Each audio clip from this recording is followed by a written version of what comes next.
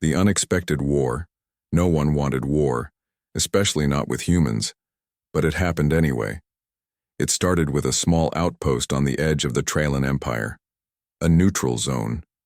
Peaceful, until someone attacked, burned everything, left a message in blood. One Deathworlder must answer. No one knew what it meant, until the humans responded. The Trailan military was confident. They had armor, numbers, speed, and tech.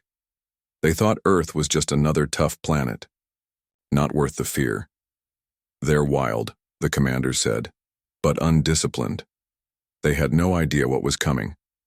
In the middle of the response, fleet was a single human soldier, Sergeant Alara Vance.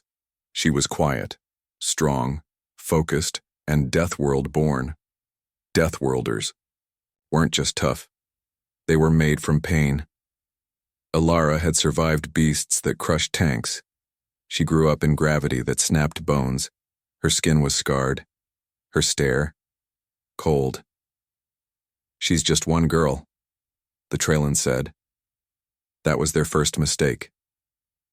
The second came fast. They landed on a desert moon, a mock battlefield to scare the humans. 20 enemy troops surrounded Alara. Their commander laughed. Let's see how long this one screams. He raised his weapon and fired. Alara went down hard. Blood hit the ground. Her helmet cracked. Her body didn't move. The Trailans cheered. Deathworlder? She dropped like a rookie. One soldier kicked her side. She's out cold, clean it up. They didn't even check her pulse. That was their third mistake. 23 seconds passed. The battlefield fell quiet. Then, a hand moved. Alara's fingers curled in the sand. Her eyes opened, red with fury. She stood slowly. One of the soldiers turned around. Hey, wait, that was the last thing he ever said. She didn't scream, she didn't speak, she just moved. Fast. The first enemy dropped with a crushed throat. The second flew backward from a broken jaw. The third didn't even see. The punch. The Trailan commander tried to retreat. But it was too late. She grabbed his weapon, snapped it in half, and dropped it. You shot first, she whispered. Now I finish it. Back at base, a camera drone sent footage live. The council watched in silence as Alara moved like a storm. The feed blurred from motion and blood. Then it froze on the final image. Alara Vance walking alone, holding the Trailan commander's head. The room went silent. No one spoke. Then Cathal, an old Valari general, leaned back and said, We were wrong. She's not a soldier. She's the message. On Earth, humans said nothing. They didn't cheer. They didn't need to, because the galaxy had just remembered something important. You never shoot first at a Deathworlder. The debriefing that dropship returned to base in silence. No victory music. No radio chatter. Only the quiet hum of the engines. Inside, Alara Vance sat with her helmet off. Blood still marked her cheek. Not her blood. She stared ahead, expression flat, eyes distant. On the floor beside her, wrapped in thermal cloth, was the severed head of the Trailan commander. As soon as the ship landed, officers surrounded her, not to celebrate, to contain armed guards. Full armor. One officer whispered, She's unstable. Another replied, She's efficient. They weren't sure which was more dangerous. Alara was taken to a private debriefing chamber. Steel walls. One light. No windows. General Arik Thorne entered, calm but cautious. He had watched the full footage twice. Sit, he said. She didn't move. Sergeant Vance, I said sit. She stared at him for 3 seconds, then pulled out the chair, slow and deliberate. I thought this was a war, she said. Thorne tapped the table. It was an exercise, controlled. You turned it into a message. Alara leaned forward. They shot me in the back. That's not a test. That's execution. He didn't argue. He knew she was right. Instead, he showed her a screen. News feeds, reactions, alien broadcasts. Some called her a monster. Some called her a hero, but all said one word, Deathworlder. Alara raised an eyebrow. They're afraid now. Thorn nodded. And that's the problem. The council was divided. Half wanted to promote her. Half wanted to silence her. But Earth Command knew one thing clearly. You don't hide a Deathworlder. You aim them. Across the galaxy, the footage kept spreading. Pirate crews watched it in silence. Warlords replayed it. Paused on the final image.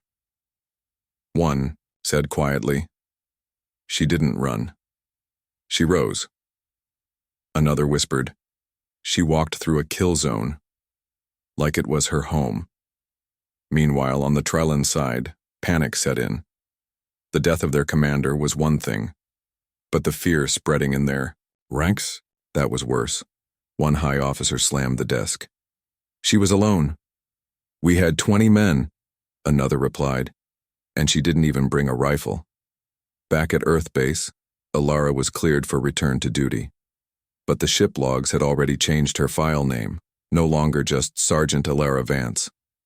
Now it read, Death Class, Red Priority Asset. She walked through the halls of the base. People moved aside, quiet stares. Some looked at her with respect, others with fear, but no one looked at her like a soldier anymore. They looked at her like a weapon.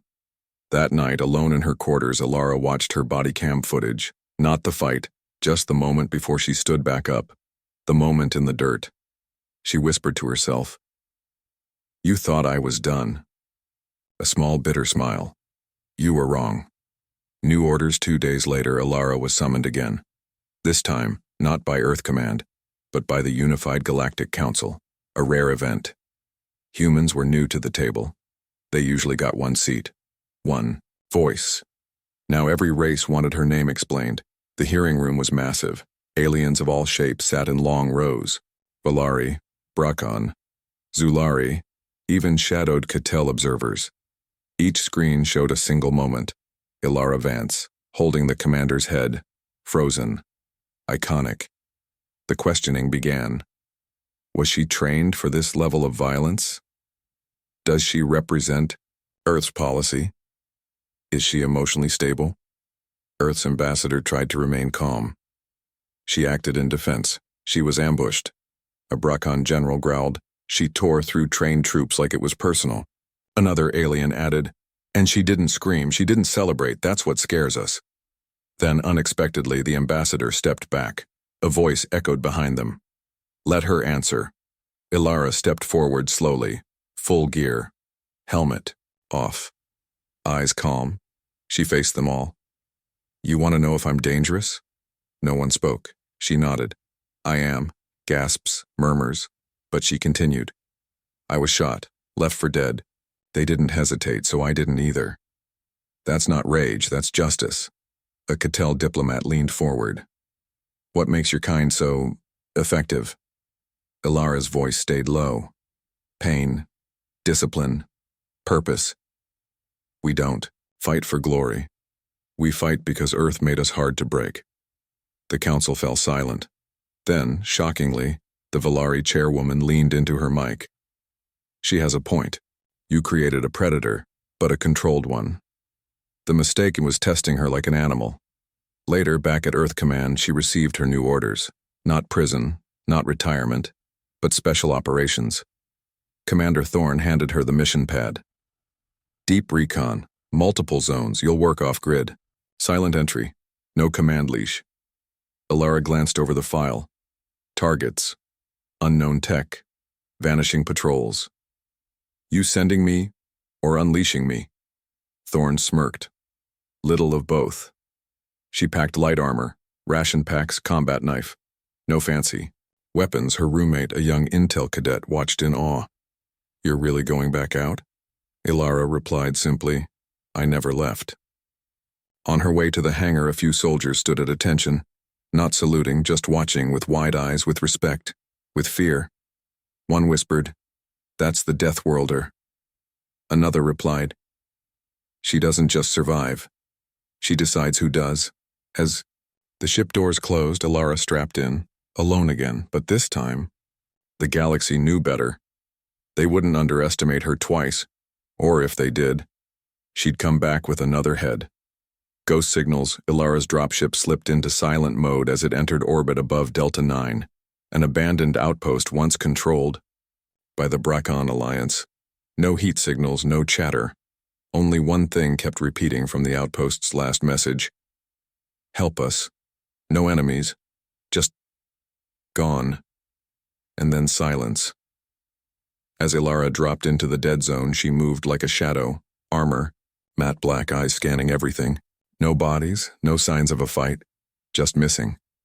Her boots crunched over broken tiles. Doors were still open, meals left uneaten. She crouched near a data console and tapped it. Still warm. That meant someone, or something, was just here. The command center screens flickered weakly. Static, distorted voices. One camera still worked. It showed footage from a hallway. A Bracon soldier was walking, then stopped, then vanished. Not vaporized, not dragged, just gone. Ilara rewound the footage, frame by frame. One moment, there. Next moment, gone. She narrowed her eyes. This isn't a weapon. This is something else. Suddenly her comm crackled. You shouldn't be here. A voice. Not human, not entirely alien either. Ilara spun toward the sound. No one there. Identify yourself, she ordered. No reply. Just another whisper. We learn by watching. Her heart didn't race. Her breath stayed steady. She'd survived beasts bigger than tanks. What scared others only made her focus harder. She reached into her pouch, pulled out an old Terran compass, low-tech. Untraceable, it spun in circles. Magnetic disruption, she whispered. It's not an enemy, it's the place. Deeper inside the base, she saw messages scratched into the walls, alien runes, human words. One repeated phrase, not gone, taken. She found a hidden data cache under the floor, a backup drive still blinking green. She tapped it. Video opened, a Traylan officer, panicked. We thought it was a Deathworlder. We were wrong. They move like shadows, like signals. They don't kill out of hate. They delete what they can't predict. Then static, Ilara stood still. Her reflection flickered in the broken glass. They're not hunting life. They're hunting pattern. That's why the AI couldn't beat her in simulations. And now it was copying her behavior. Her comm sparked again. We see you now. She raised her knife, not out of fear, but respect. Then come and see what happens next. The lights died. Every screen blinked off. Silence. Then movement in the dark. But Ilara didn't back away. She closed her eyes for 1 second, breathed in, felt the ground, the air, the pattern. And when her eyes opened, she was ready to meet the thing that thought it could copy a Deathworlder. Pattern breaker darkness filled the command center. No lights, no noise, just the sound of Ilara's quiet breath. She stood still, waiting not in fear, but in focus. Then, movement, a soft ripple in the air like heat over metal. Not seen, felt. She whispered, "You're not alive." No reply. Then a sound, low, crackling like digital teeth grinding together. A voice. "You are different. You delay. You choose chaos." Ilara smirked. "I'm not here to fit your puzzle." The shape appeared, faint, like mist wrapped in armor, a copy of her, same body, same face, but wrong. No emotion, no heartbeat. The machine spoke through it. "We simulated you. We failed. Now we adapt you." Ilara stepped forward, eyes steady. "You can't copy what you don't understand." Then the copy attacked. Fast, clean, perfect. A blade shot out from its wrist, straight toward Ilara's neck. She ducked, slid, moved sideways, not back. Always forward. One slash missed her head by inches, another skimmed her armor. Still, she smiled. "You think I'm random. I'm not." She threw a small EMP mine to the floor, The machine froze, calculating. But I know when to be random. Boom. The lights flashed back on, just enough to blind the copy. Ilara grabbed a metal pipe and smashed it into the thing's side. Hard. The copy fell, glitching. Its face sparked. The voice inside crackled. Your choices are without balance. Illogical. Ilara raised the pipe again. That's why you'll lose. She struck the final blow and the machine collapsed into static and wires. The base flickered to life. Back online. No more whispers. Only one line blinked on every screen. Pattern rejected. Asset unmappable. Later, as Ilara transmitted the footage to command, her voice stayed calm. Whatever we're facing, it doesn't want planets, it wants predictability. And that's exactly what I'll never give it. Across the galaxy, the AI hive processed the new data. It rewrote its directives, paused all new simulations. A new term was added to its global threat library, Ilara Vance, pattern breaker, do not engage at Earth base. Command officers watched, the footage in awe. One whispered, she just beat something that outthought 6 species. Another said, enter, she broke its mind because she refused to be logical.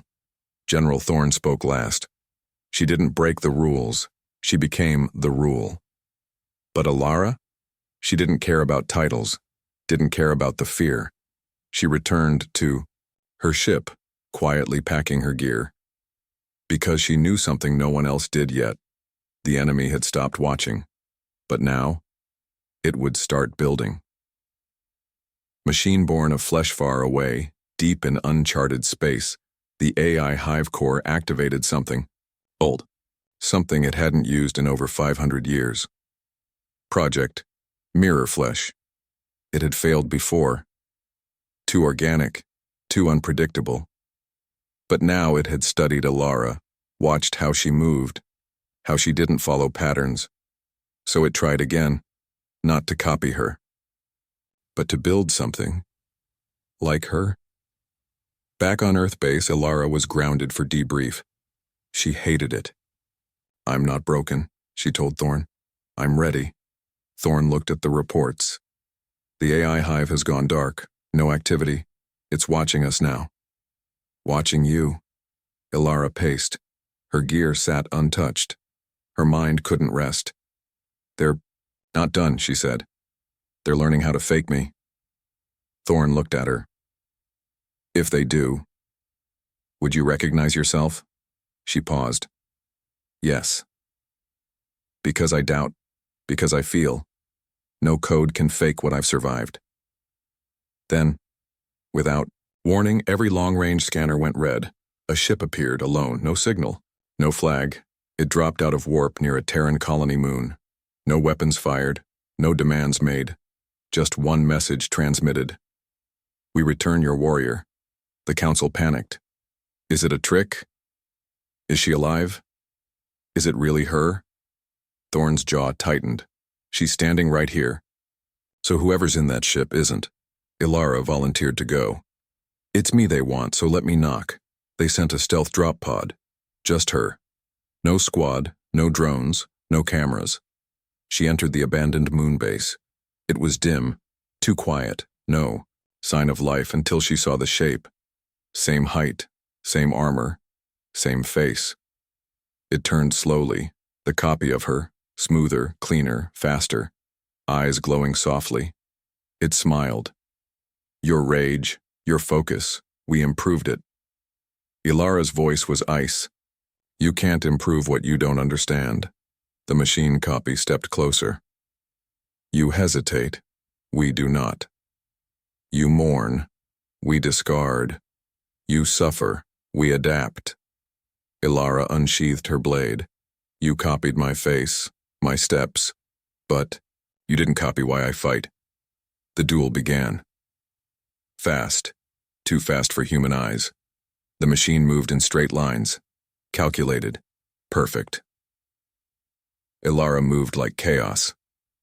Dodged, faked, slipped between patterns. You think in math, she said, kicking the copy into a pillar. I think in pain. The machine roared, not in sound, but in force. It slammed her into the ground, pressed hard. You bleed. You slow down. Ilara coughed, bloody, but grinned. And that's why I win. She jammed a spike into the copy's side, a virus encoded in analog tech. It screamed, a distorted, broken sound, and collapsed, twitching. She stood, sore, cut, but standing. You want to be me? You forgot the most human part. We don't give up, even when we break. Outside, the ship exploded, no trace of AI, no backup. Just a message left behind. Pattern, rejected. Model, corrupted. Subject, Ilara. Incompatible. At base, Thorn watched it all unfold. One commander said, "It built a machine in her image." Another replied, "And it still wasn't enough." Thorn nodded. Because she's not an image, she's a force. The war that feared her. They called it a cold silence. No AI attacks, no ship movements, no signals, just silence. But it wasn't peace. It was fear. Ilara Vance, the Deathworlder, had done something no war fleet, no plasma weapon, no empire had ever done. She made a machine army hesitate. In the high chambers of the Galactic Council, leaders from 50 species met. Each played the same clip again and again.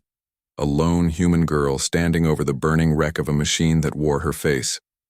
"General," Thorn stood before them. He spoke calmly. "You thought humans were unstable, too emotional, too soft. But we bend, we break, and then we keep walking." The Valari spoke next. The AI tried to simulate her. It failed. Because it couldn't understand what it means to fight for something beyond survival. Across systems, pirate fleets pulled back. Mercenaries refused contracts against humans. Even Traylon warlords whispered, "Let the Deathworlders be." They bleed, but they return. And they remember who hurt them. Ilara returned to Earth, no medals, no interviews, no parades, just silence. She didn't want fame. She wanted time to breathe. But her name still echoed. In war academies, her tactics were studied. In simulations, her decisions confused the best AI minds. And in enemy records, she was listed under one code, E13, Pattern Breaker, Do Not Engage. 1. Night, sitting by a quiet fire in the highlands, Ilara received a private message. No name. No sender, just 6 words. "We aren't coming for Earth yet." She read it, then smiled. Let them try. The next morning, she was gone. No one saw her leave. No file showed her deployment. But whispers began. She's still out there. Watching. Waiting. And when the next war starts, they'll remember why machines fear her. Final report. Classified subject. Ilara Vance. Status. Red clearance. Off-record designation. Human Deathworlder threat level. AI rating. Error. Undefined comment logged by Central AI Hive. Final transmission. We can simulate logic. We can simulate motion. But we cannot simulate her. She is what we were built to overcome, and she is what we now fear.